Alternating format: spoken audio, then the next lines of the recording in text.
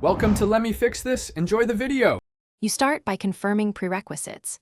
Check carrier signal bars and whether your Samsung is on 4G or 5G bands. Make sure the phone OS and carrier settings are updated. Updates often fix radio bugs. Once done, toggle airplane mode for 5-10 seconds to force the modem to reconnect to the nearest tower. You do this now because the modem reset is the essential first action that clears temporary network glitches and reselects the optimal cell site. Now continue by optimizing network selection and settings. Open Samsung's service or testing menu to view, and if available, lock a preferred band that shows strongest throughput.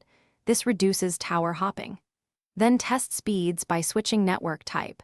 Try 5G then 4G to see which is consistently faster in your area. Disable Wi-Fi assist features, VPN, and background sync that leak bandwidth. You do this to remove software and band Finish by validating improvements. Run a reliable speed test in multiple spots and at different times to confirm sustained gains. If issues persist, reset network settings to clear complex misconfigurations, but only after you've tried band lock and modem resets. If resetting still fails, gather speed logs and contact your carrier. Ask them to check tower handoffs or provisioning.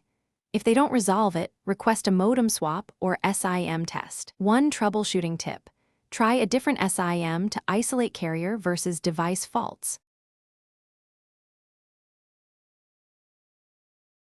Thanks for watching. If you found this helpful, don't forget to like and subscribe.